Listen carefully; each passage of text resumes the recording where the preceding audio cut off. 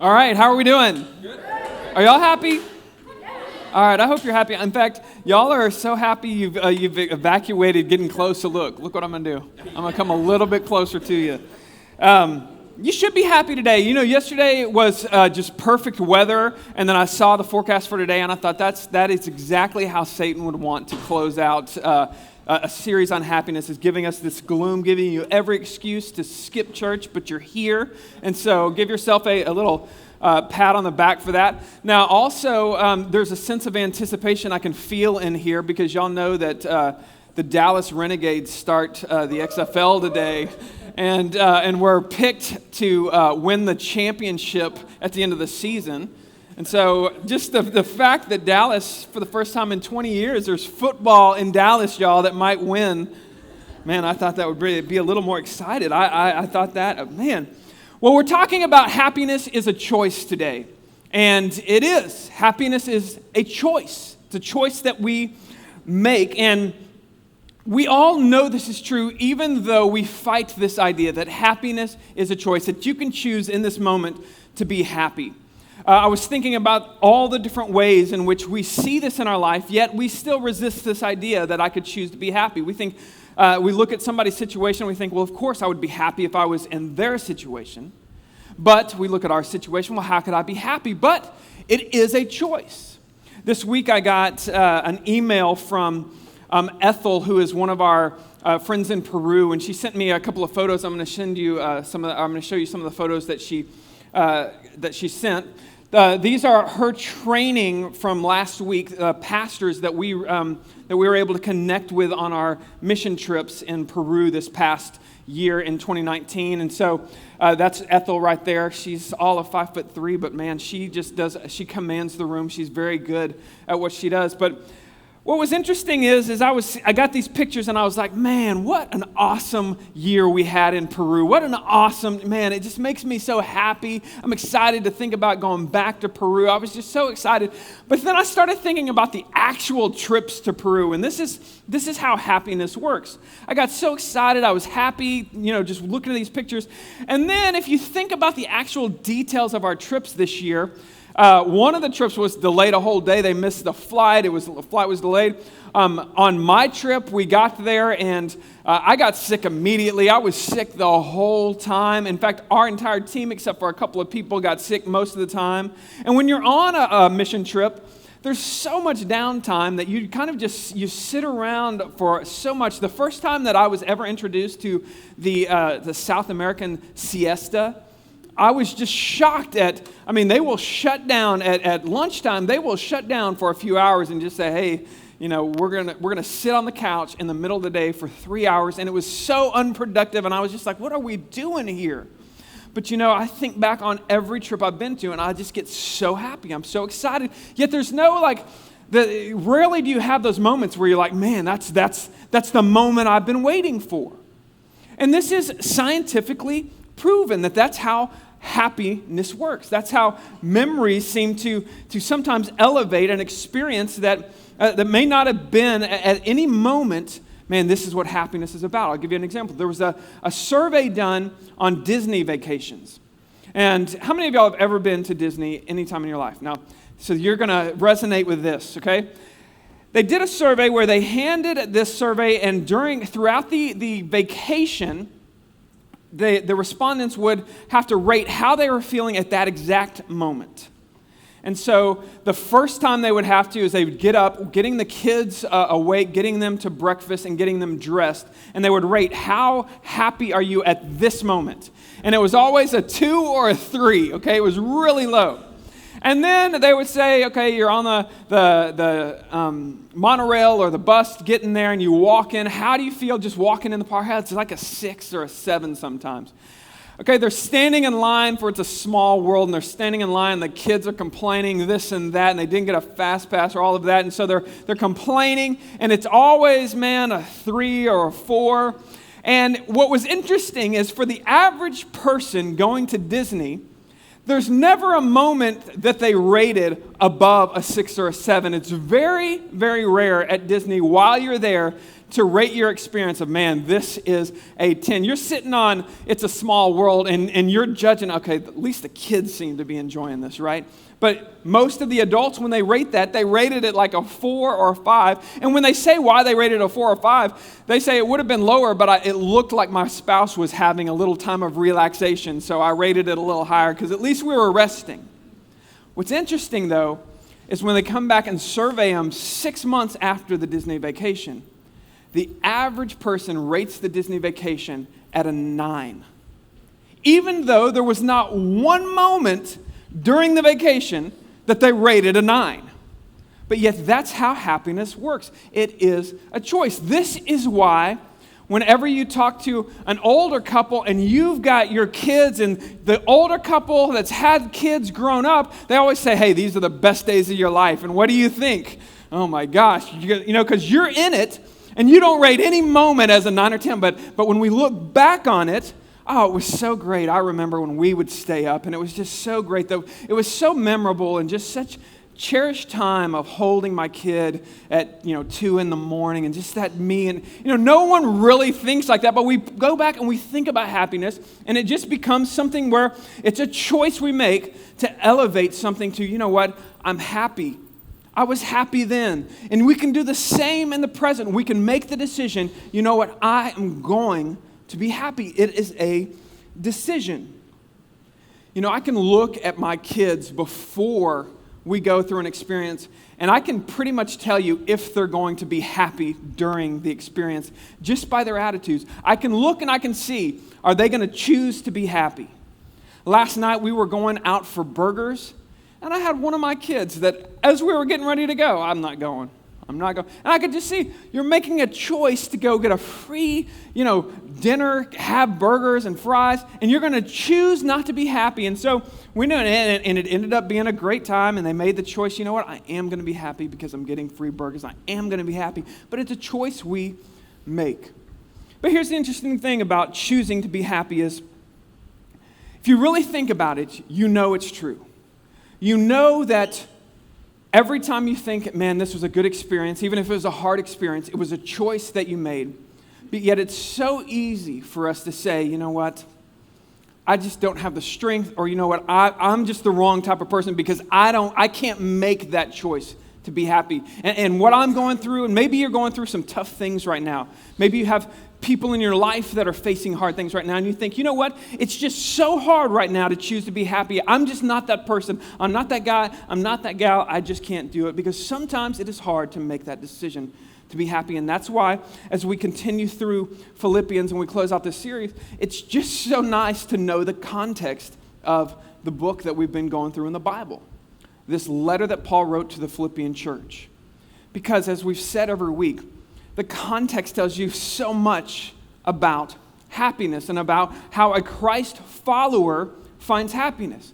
Here we have the Apostle Paul sitting in jail, on death row, writing to a church that he hasn't been able to visit in a while, but yet he continuously uses words like happy, joyful, rejoicing, I thank God, contentment.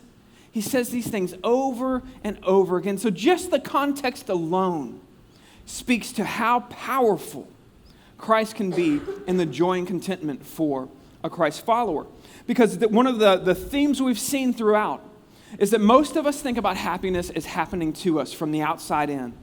But as we've kind of delved into the life of Paul and his experience sitting in jail, writing a letter of joy, we see that for a Christ follower, joy and happiness is entirely different than what most people think about.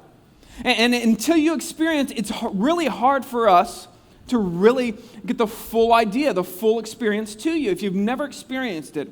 But for a Christ follower, happiness is from the inside out. God changes your heart. God gives you a different view of the world, and you're able to find joy even in hard circumstances. And that is what I want for us all today. That is why I think it's a great to close on, which is probably one of the most important verses in the Bible, but also one of the most misinterpreted verses in the Bible as well. And we're going to conclude on that, but we're going to start on verse 10. And I'm just going to go verse by verse. We're going to hit 4 verses today. Paul starts off, he says, I rejoiced in the Lord greatly, that at length you have revived your concern for me. For indeed you were concerned with me, but you had no opportunity. And he's just reminding them that he's thankful for them. He has an attitude of gratitude for the Philippian church because they have actually sent a financial gift to him, although he's sitting on death row, so there's not a lot he's going to be able to do with it. But he makes this statement, you know what? I'm thankful that you have responded to my letters, that you are reaching out to me. And he has this attitude of gratitude. And we can't go through a series on happiness without talking about gratitude. Gratitude is such an important part of being happy.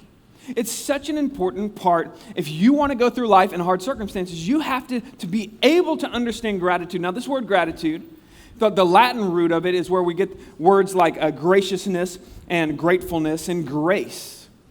And just having this attitude that, you know what, I might not deserve this, but man, what a blessing. There's a quote that I love. It's from G.K. Chesterton, who was actually a Christ follower, lived in the late 1800s. He says this: gratitude is happiness doubled by wonder. Gratitude is happiness doubled by wonder. In other words, when we're grateful for something, it's our ability to say, you know what, not only am I happy this happens, but it actually expands on our happiness. It makes us happier when we're grateful for something. And then really, gratitude starts when you realize that none of this was promised to me. That everything that I have is a blessing from God. That your life itself is a blessing from God. But yet, most of us, because we don't live in that state of mind most of the time, most of us have everything, at least that we think, 10 years ago, where you are now, you'd be like, man, I'm going to have my own house. I'm going to have my kids are going to be doing good, or my job's going to be, in a place I never thought it would be. Most of us, where we are right now, we never really have to sit around and think, you know what, this is all the blessing of God. So we have to step back and lose our entitlement a little bit. For Paul, he's in a place where, you know what, everything's been taken from him. And so now he hears this gift has been sent, and he gets excited, and he's like, you know what, I'm just thankful. You didn't have to do that. And instead of him sitting there thinking, man, you should have done this a long time ago, he says, I'm just thankful that you have done this. A few months ago, I made the decision I was going to end my day being grateful. Every single night, I was going to go through a list of things I am grateful for. And I didn't do like a gratitude journal, which I know some people will write down things they're grateful for. That's great. What I did is I just had a note I have a notebook that I look at before I go to bed and when I wake up, just like a planner, just to make sure that I'm on track for the day. And the last thing it said for a few weeks was, be grateful. What are you grateful for? And so what I got in the habit of doing was I would lay down, and then I would just go through a list of all the things I was grateful for. I would I was doing this right after I had laid my daughter down, and so I would think, you know what, thank you, God, for just blessing me with such a wonderful daughter and the opportunity I just had to tuck her in and sing with her and pray with her. Thank you for that. And usually my kids are still awake when I go to bed, and they're usually being loud out in the living room. And so usually I'm like, thank you, Lord, for my boys. Thank you so much that they just bring so much joy. And an interesting thing happened. I did this for several weeks, but like most habits, it kind of got to the point where I quit looking in that journal. I quit reminding myself, hey, I need to do this. But somehow, almost magically, if I could give this to you, if I could impart this to you, I would. For some reason, turning my head to the left when I lay down in bed became a trigger for gratitude. And so still to this day, months afterwards, I lay down and I don't think about being joyful, and that may not be my first thought. But as soon as I look to the left, maybe it's because I'm looking at my wife, I don't know. But as soon as I look to the left, there's this trigger in my mind that just says, thank you, Lord. Somehow this gratefulness got connected with this motion of turning my head when I go to sleep. And so every day since, when I've gone to bed, I've just had this overwhelming thank you for this day, Lord. Thank you for what you have done. And I look back in my journals, and I look back at the things, at how I've looked at the last few months, and I see it has reflected usually the next day I'll kind of just talk about my day of what I did the day before in a journal, and you can tell that just that attitude of gratitude has made a difference going to bed. And Paul starts off just with this, as he's ending this letter, he says, I just want to let you know I am grateful. Thank you. I rejoice in what you're doing. And then he says, but not that I'm speaking of being in need, which is an interesting thing, again, for somebody on death row who's sitting in a cell. We know he was probably chained to the guard. So it's not just that he's sitting in a cell. He's actually chained to the guard that is watching him. Not that I'm speaking of being in need. And then he says what to me is a fascinating thing. He says, for I have learned in whatever situation I am to be content, to be happy. I was reading this, and I've read this passage several times, but that word learned really stuck with me. I have learned to be happy. How many of us, when we think about being happy, we think about it as a skill? I got to learn how to be happy. You got to learn how to ride a bike. You got to learn how to do these things. You got to learn, right? And happiness is something you have to learn. And I actually talked about this last week. We talked about happiness is something that we have to practice. That's how you learn, is you practice something. And so I was thinking about this idea that most of us, when it comes to being happy, we don't think that it's something we need to sit down and study. We need to practice this. We need to learn how to be happy in any situation. But Paul says that's how he got there, is he learned it. I was watching a documentary on PBS, and it was over John Lewis, who is a representative in Georgia, and he was talking about the Tennessee sit-ins from the 1960s. And something he said just caught my mind that it made me think so many just powerful thoughts. But he was talking about the fact that in 1960 in Nashville, in downtown Nashville, it was not integrated. And the lunch counters, you would have the coloreds only sign, and you'd have the whites only sign. And so there was a student movement led by John Lewis and several other people that they were going to integrate, they were going to push for integration in these lunch counters. And so they got the students, and the students went in, and the students would sit at the whites-only lunch counter. And most of the students were black, but there were some that were also white that were kind of helping out, Confederates, if you will, that were with them on the journey. But they would get arrested, and as they were arrested, before the police could return to see how things were going, a new set of students would come in. And there were just waves and waves. So they would arrest the African-American students, and then another wave would come in. And what was interesting is this went on for weeks.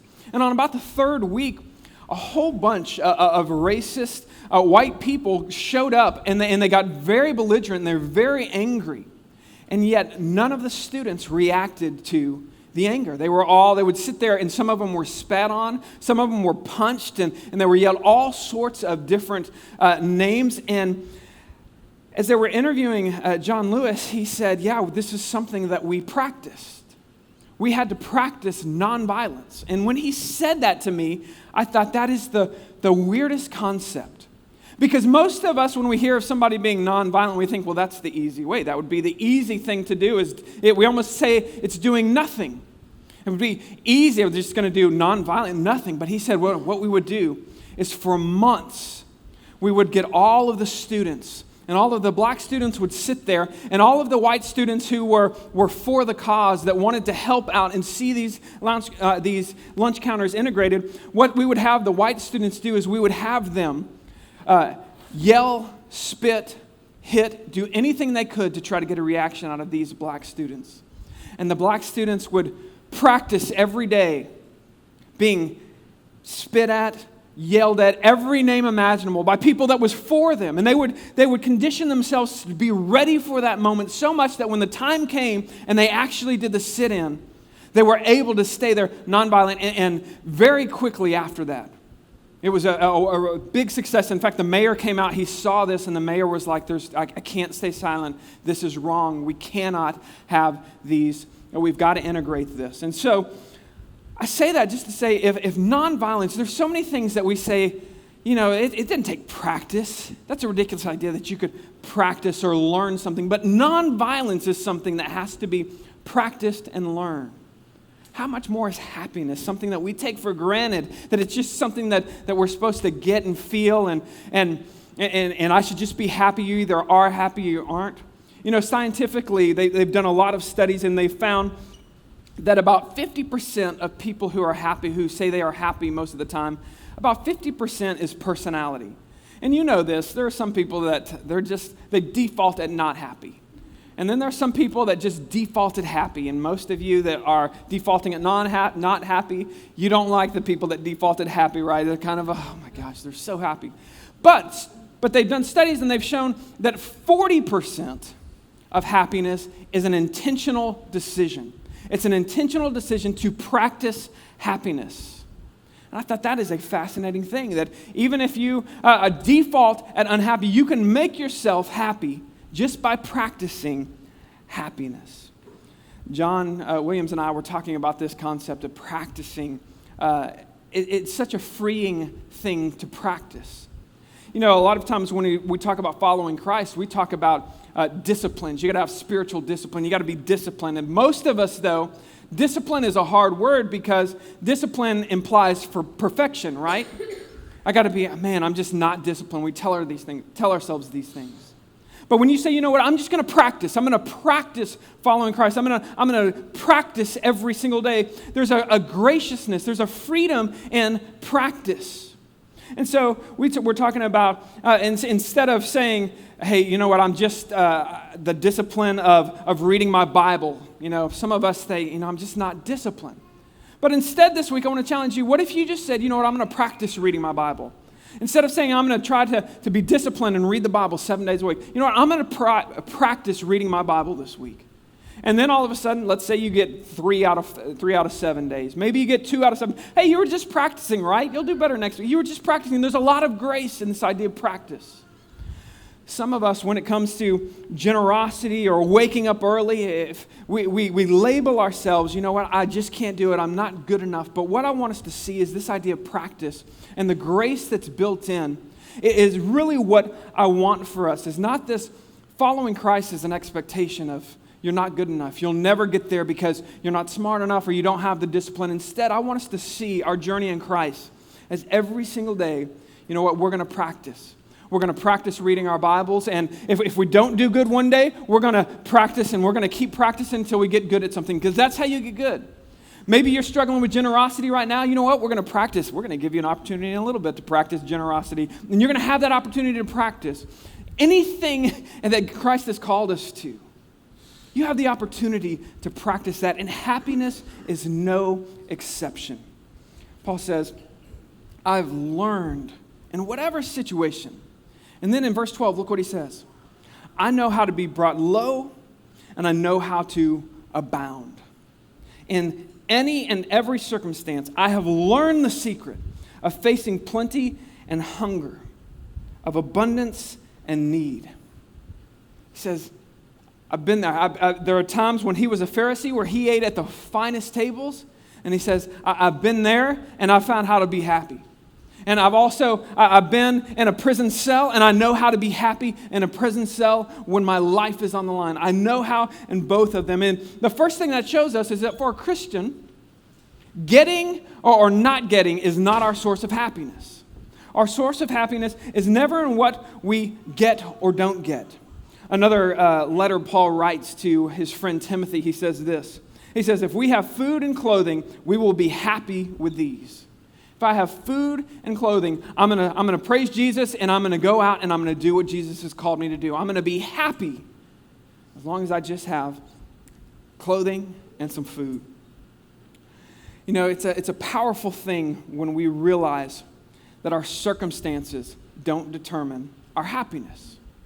I read a story this week of a man named Maurice Bickham.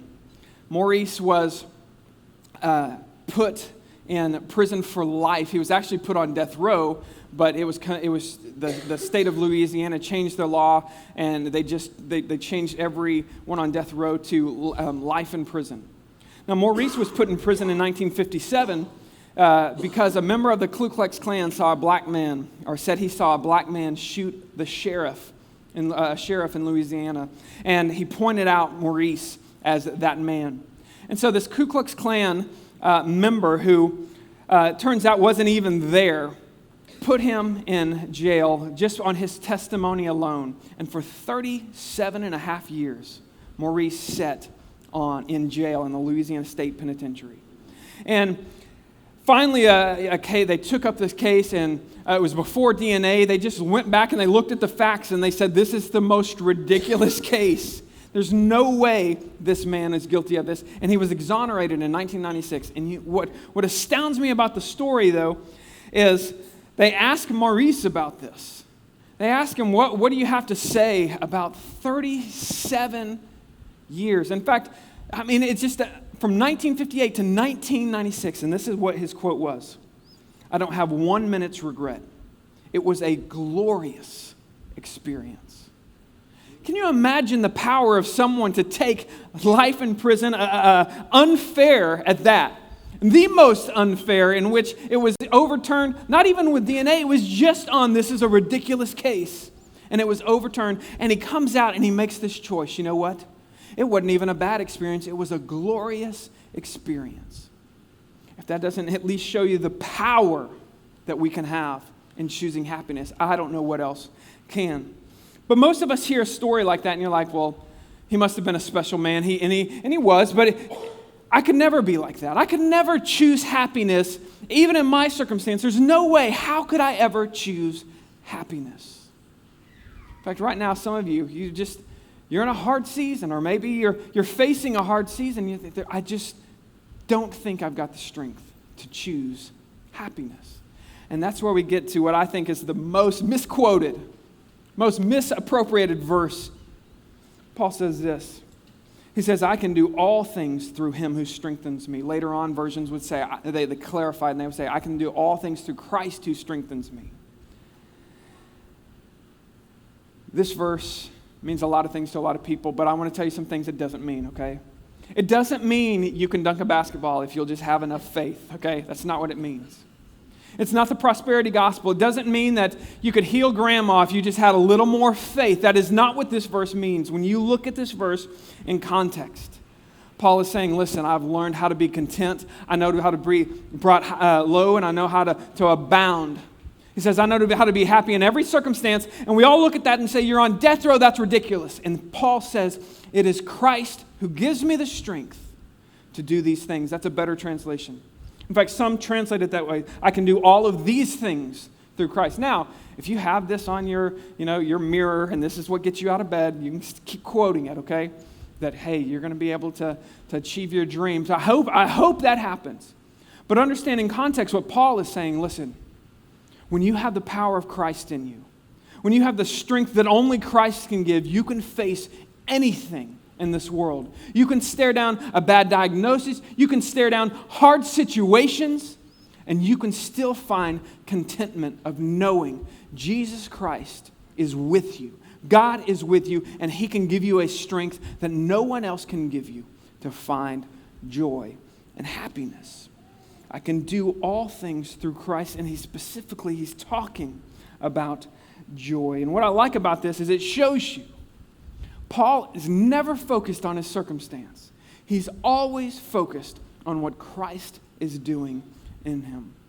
That's why when you meet a Christ follower who is sold out for Jesus, you meet someone and you just say, man, their life has been transformed. They were one person and now they're another person, and they have this joy that always abounds. And you know, I knew this person before. That's not them. Somebody else. This strength comes from somewhere else. And that is what I want us to see, is that when we sell out for Jesus, when we go all in and say, you know, Christ is going to be my strength. I'm going to look for my life to align with him. My mission in life is going to be his. That is where you begin to have Christ change your heart, change your life, and you can't get there until you go in. You can see it, but you'll never have that true joy of knowing what God can do if you just go all in. You see, the biggest thing I want you to see, and this is sometimes how you can see happiness in people. I think besides gratitude, one of the biggest ways that you can tell somebody truly has a joy or happiness in them is they are flexible. They can roll with almost any punches. You know, when we are finding our happiness in Christ and His strength, it makes us the most flexible people on earth. And I'm not talking about putting your head, hand behind your head. I'm talking about hearing the stories of missionaries who go into the hardest places and still find the joy of Christ. In fact, a trigger for us if you want to know, am I finding my joy in Christ or am I finding it in my circumstances? Just ask yourself this question. Have you ever said to yourself, you know what? I could never be happy there. Or maybe you say, I can't be happy because of, and you lay out a reason, whatever your reason is. Whenever you lay out that reason, what you're saying is, I'm going to focus on my circumstance more than Christ in me and what He has called me to. But when we begin to realize we can focus on what Christ is calling us to and doing in us, all of a sudden He will give us the strength that we need. And you'll look back on opportunities and you'll say, you know what, that was the greatest opportunity. Have you ever thought about someone who was called by God to do something hard? Maybe a missionary. Think about being called to the mission field. Missionaries are called, and some missionaries that go for a long term, they're called and they have to learn a new language. They go and have to learn a whole new culture. They're around a whole bunch of people that they don't know, and the people that were their support system are not around anymore. But yet, in fact, I had a conversation a week ago with a man that had just come off the mission field a few years ago, and he missed it so much, even though it was one of the hardest times of his life. How does that happen? It happens. We look back on those times. They look back and they say that was the greatest moment because they know. It wasn't about how we would rate the experience. It's that we know what Christ was doing in us then, and we know what He's doing in us now. Reminds me of stories of people who've just been through circumstances where you're like, man, that would stink. And then they say, you know what, that was the best thing. You ever heard those stories? The most famous is Pete Best. How many know who Pete Best is? Pete Best is the drummer who was replaced by Ringo Starr in the Beatles. But you know that he has a quote. He says, I would never have been happy in the Beatles. You know, he looks back on the opportunity missed, and I would never have been happy there. I have a friend that's, his name is Joel. We had this connection in elementary school because his name was Joel, I was Joel. And I connected with him a few years ago, and we just started talking, and I noticed in his Facebook feed that he was friends with all of the members of NSYNC, and like he would be out on a Saturday night with all of with NSYNC, and I was like, that is so bizarre. And then he went to there's one picture of him, and he's by this guy that, there's a song, Despacio, and the singer of that had like all these Grammys from this song, and he's just sitting there in the living room, and all these Grammys are in the back, and so I'm like, what happened? Like, why are you with these people? And he's like, oh, well, I was in a music group with these guys in high school, and they all, we had this opportunity where we could go move and start a group, or we could go to college. And out of all of them, he said, I'm the one that chose to go to college. And I just looked and I said, oh, I felt bad for him. And he said, no, you don't understand. He's like, it was the best decision I ever made. And even though he could have, gone a lot different, instead he looks at his wife, he looks at his family, and he says, I thank God. And this is what he said. He said, I thank God every day that He gave me the wisdom to make that choice and bring me to where I am. And that is what the power of Christ in us can do. I'm going to invite the band up right now, and we're going to go ahead and end the sermon. And I know that's kind of shocking because I got 3 minutes left, and so y'all are like, what?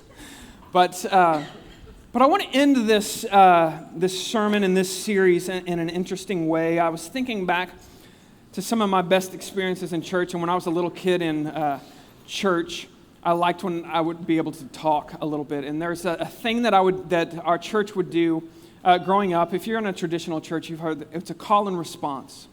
I want to give us a call and response to end this series. And I think that in context, now that we've talked a little about the context of that verse, I can do all things through Christ. I want to just give you a little vision, and I want you to repeat back just this simple statement, I can do all things through Christ who strengthens me. So we're going to practice one time. So I'm just going to point to you. You're going to say, I can do all things through Christ who strengthens me. Okay, let's practice. Practice. I can do all things through Christ who strengthens me. All right, now we're going to stand up. We're going to stand up. And what I'm going to do is I'm just going to think through a situation that may happen this week. Maybe you're facing it. Maybe you have another situation as well. But I'm going to say it, and then I'm going to point to you, or I'll raise my hands so y'all in the back can see. And when I raise my hands, I just want us to say that verse. I can do all things through Christ who strengthens me. And we're just going to do 4 or 5 of these, and then we're going to continue worshiping. But I want us to ingrain this verse in context, so that this week or going on, if maybe you're struggling with joy, you're struggling with happiness, and you're going through hard things, that you can quote this verse, and you can really quote it in context, and you know, even in this situation, Christ has given me the power to find joy and contentment. This week, I know that God is going to call me to a hard conversation or a difficult circumstance. I can do all things through Christ who strengthens me. This week, I might be called to give generously to someone in need, more than I think I can. I can do all things through Christ who strengthens me. Y'all can get a little more excited than that. This week, I will be tempted to quit or to give up something in weakness, but I'm going to keep going because I can do all things through Christ who strengthens me. this week I will be faced with a difficult person at work or at school, and I will need to lead with forgiveness. I can do all things through Christ who strengthens me. This week I will have an opportunity to go the second mile with someone. I will have the strength to do more than I thought possible because I can do all things through Christ who strengthens me. let's continue worshiping.